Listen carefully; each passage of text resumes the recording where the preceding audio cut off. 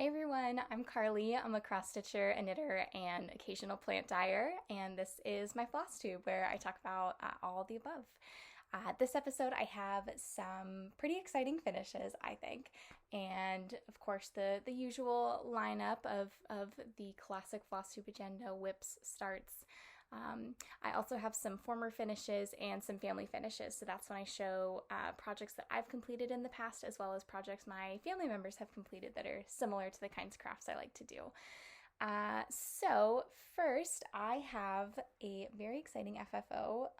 Last time I showed this project, Farmer's Market by Told in a Garden, I had kind of done, I think, some of the barn, and I had done some of the like wooden post things. There might have been like one of these ladies hanging out, partially finished. She might not have had hair, I don't remember, but it's finally done. It is, well, I will just show it to you actually. Ooh. This is it. This is stitched on 36 count linen. It's platinum from Picture This Plus, 1/2 using the called for DMC, and I'm really excited about it. There are so many different kinds of areas that were really fun to work on. So when I wanted to do block stitching, I did the barn. When I wanted to do sort of like patterny things, I got to work on the quilts. There was one day where I just went and did all of these. There's so many color changes down here. So I just saved that for one day. One day I did all the back stitch, so it was fun to kind of like break it up and just do it in those kinds of chunks. But yeah, this, I mean, as you saw, this pattern is kind of small, so it was a little difficult to tell what things were until they were stitched up. So for example, where are they? These guys at the bottom, I was like, oh, maybe they're like cans that are different colors and have berries piled on top. I think they're mason jars filled with jelly. That's what the gray is. Berries typically are not gray, but that's fine. And then these little guys, I think they're like pies, which that was really exciting to realize after stitching it up. And then my favorite thing that was just like, oh, are these buggies right here. I thought like maybe they were like machines for processing apples to make apple juice. I have no idea. I was like, oh, maybe you like put the apples in the top and then the juice comes out. No, they're buggies. So here's like the wheels, and then you're just looking through right there. So yeah, I am super pleased with it. There are some like oopsie whoopsies, shall we say, in the middle. Things were stitched a little further apart than they needed to be, so I have taken some liberties with the quilts and customized them a little bit, but I think that part's really fun.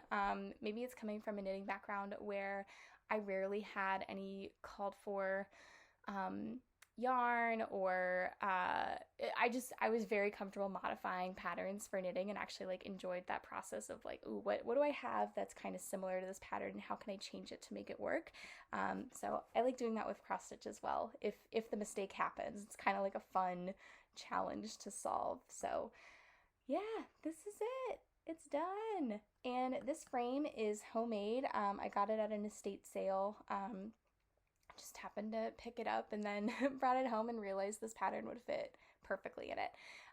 You may be able to tell one side is a little shorter than the other, so it's yeah, it's just got some rustic charm, which I think is appropriate for the scene being depicted. So yeah, this is it. My next, I am calling it an FFO actually. It's not in a frame, but the friend I'm giving it to has an aunt who owns an antique store, and I think she'll have much better luck finding a frame than I will. This is Wouldst Thou Like to Live Deliciously by Witchy Stitcher on Etsy, and it's stitched 1/2 on, I think it's 36 count linen.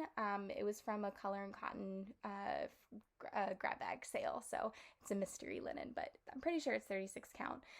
This was a fairly quick stitch. Once I got used to the repeated patterns, it was easier to kind of do them again and again. So there was definitely some frogging at the beginning with one of the goats, but after we fixed that one, it was okay.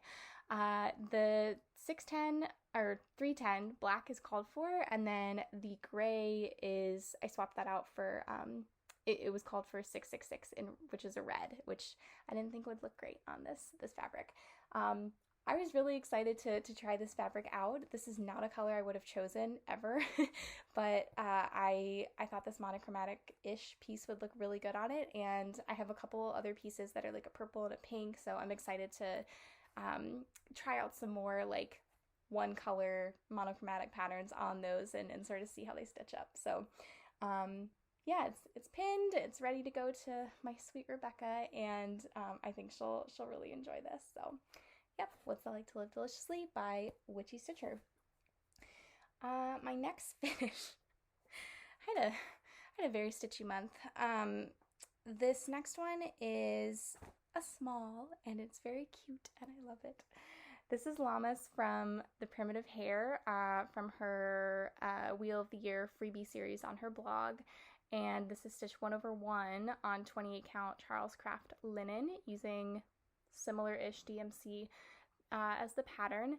There's definitely some modifications in here. The corn parts are a little taller than the stalks themselves. That's okay. I love the colors. I love how this like pops on here, these words or these letters. I love this word.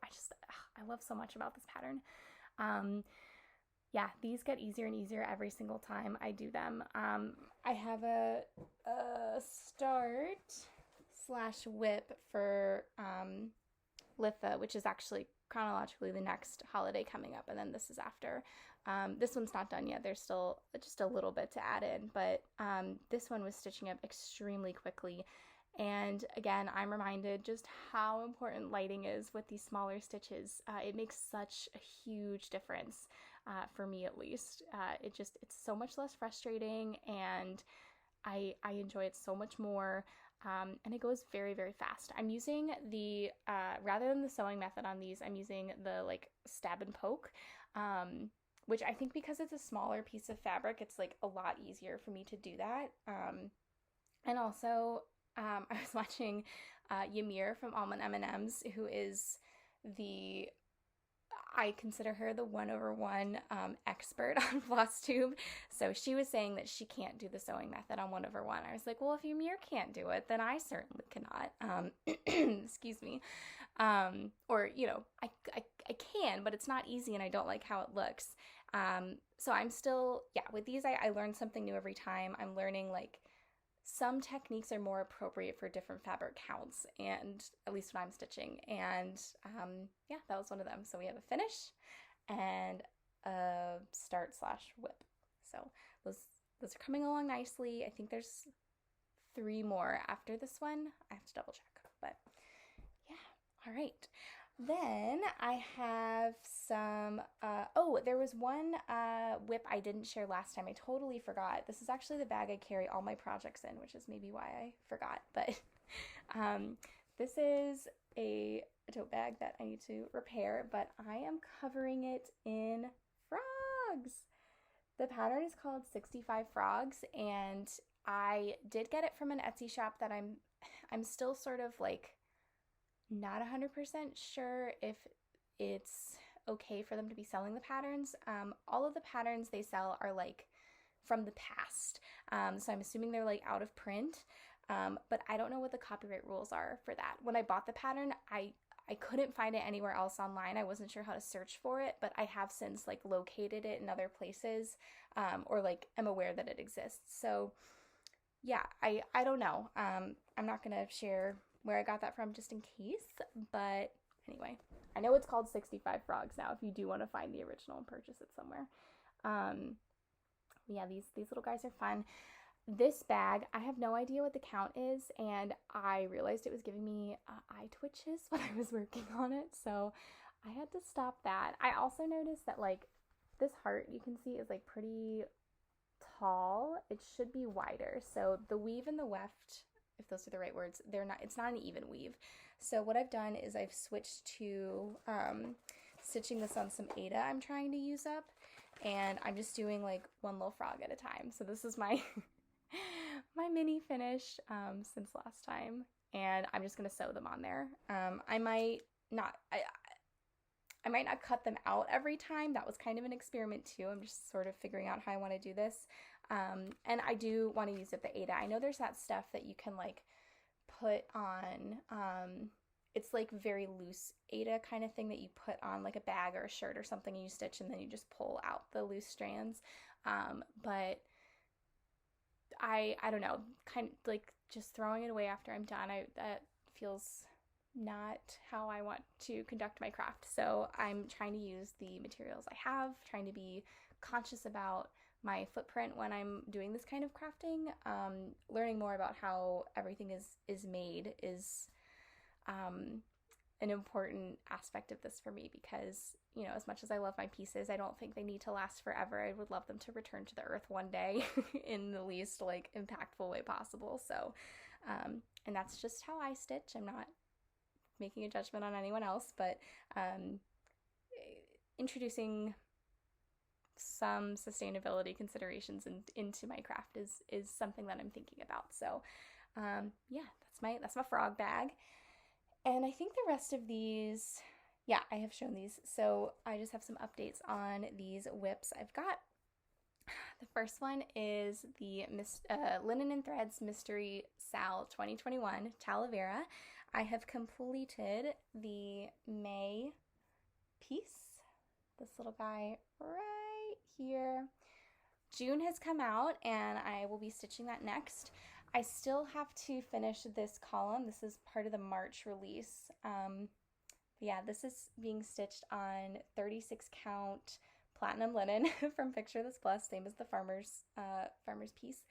I did realize that unfortunately the pattern does not end at these column bottoms. It actually goes down a little further, so I don't know if I'll be able to stitch that final release. If the final release is like this bottom part, might have to make some adjustments, or definitely frame it myself. I thought I was being so careful with my margins and was like, oh yeah, I can get this professionally framed, but I don't know, I don't want to inflict that on someone if the margin is too small. So we'll see. This is also a uniquely sized pattern as well, so TBD.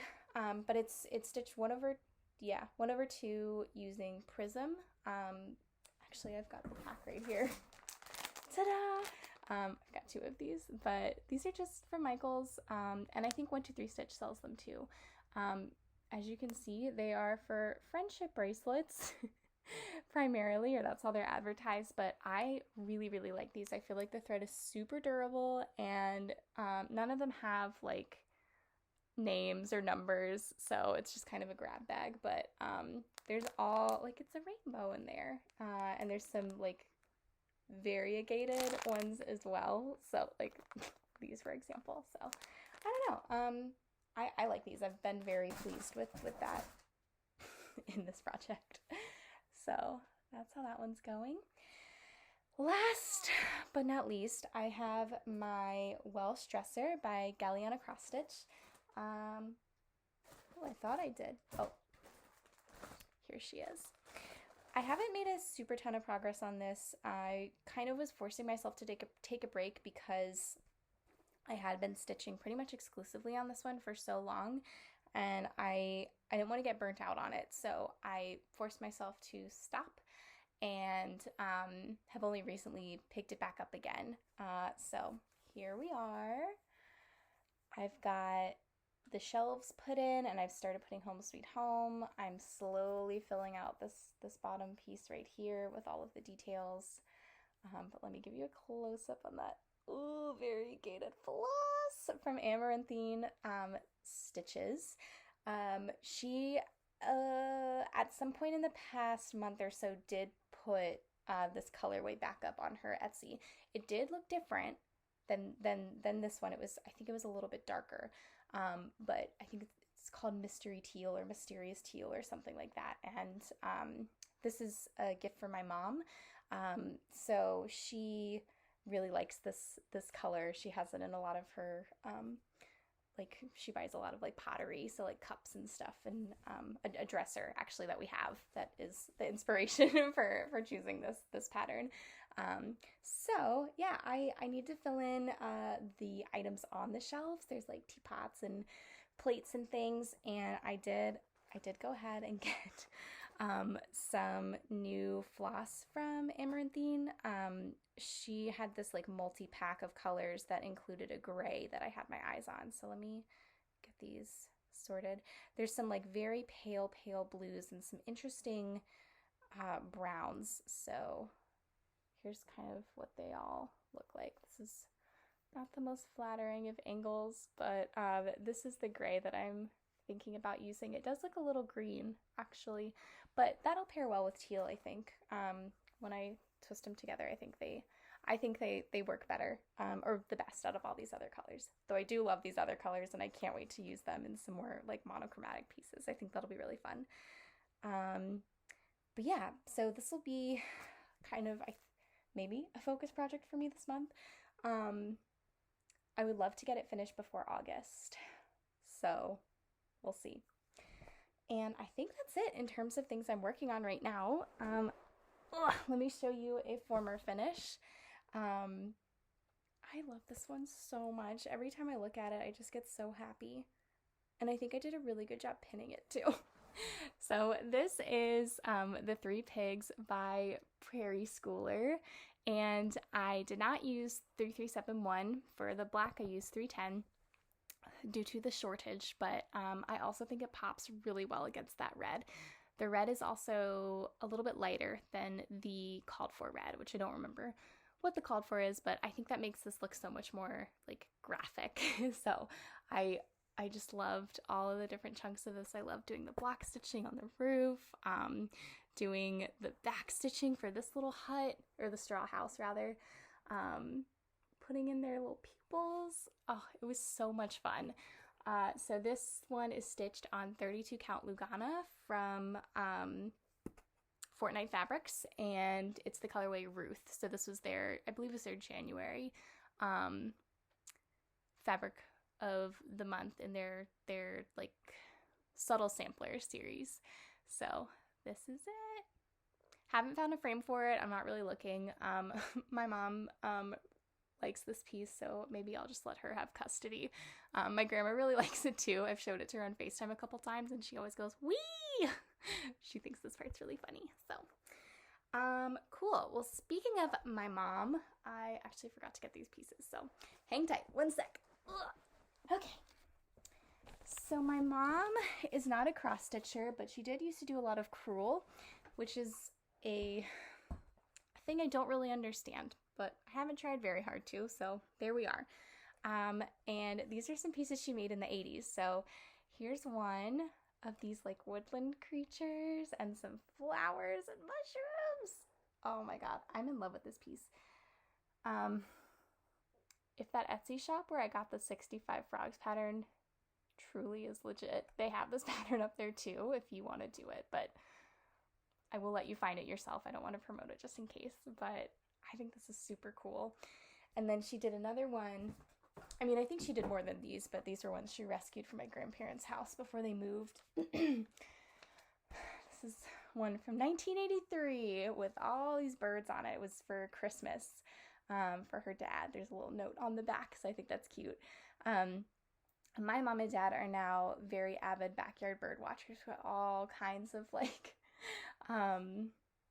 bird feeders and bird houses and things in their backyard. So I think this is really funny because this predates that hobby by several decades.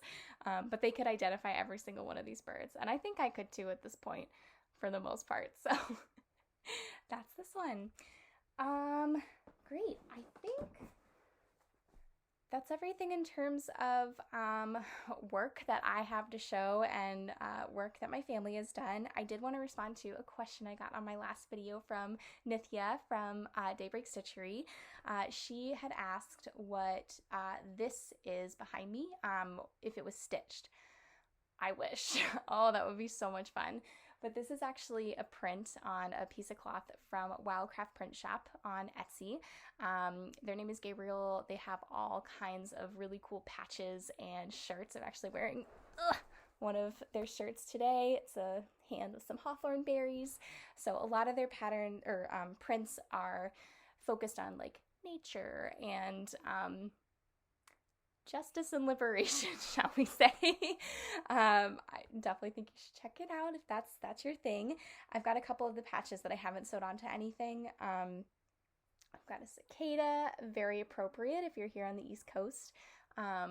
Especially they're making their way down to where I'm at, so I'm bracing myself. And maybe the cicadas are all over the country, not just the East Coast. That's just where my people are, so I'm seeing their updates.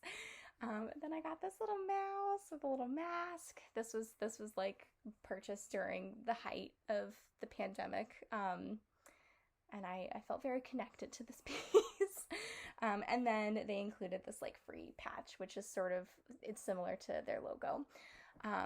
But this is a larger patch. I think typically it's something you might sew onto the back of like a denim jacket or something, but I got this it's kind of like a box, I guess, a cabinet from Michael's a few years ago, and I just taped this to the back. This is glass, and then my dad helped me put some doors in, so it holds all my like herbal apothecary things. So these are all like tinctures and salves and oils and things like that. So yeah, I think it all fits in there. It doesn't, the bottles clearly do not all fit in there, but I think like the aesthetic of this fits with the contents of the cupboard. Yeah, all right. I think that's everything I've got. Thank you so much for sticking around, checking me out, checking my workout, and happy Pride to all my fellow LGBTQIA2S+ crafters and non-crafters if you're just watching. But if you are a queer cross-stitcher, let's be friends. Or if you know of any queer cross-stitchers that are on FlossTuber Instagram that I should check out, let me know. I think I am very aware of most, if not all, of the like gay male stitchers on FlossTube, and I watch I would say probably almost all of them, and I enjoy that so much. But if you know anybody who's of a different gender or sexuality, I would be particularly interested in. Them. There's like a couple off the top of my head I can think of, but my algorithm simply does not recommend other folks to me, and I would like that to change. So yeah, send your suggestions my way or say hello. I'm VeggieStitches on Instagram and here on FlossTube as well. So great. All right. Take care, y'all.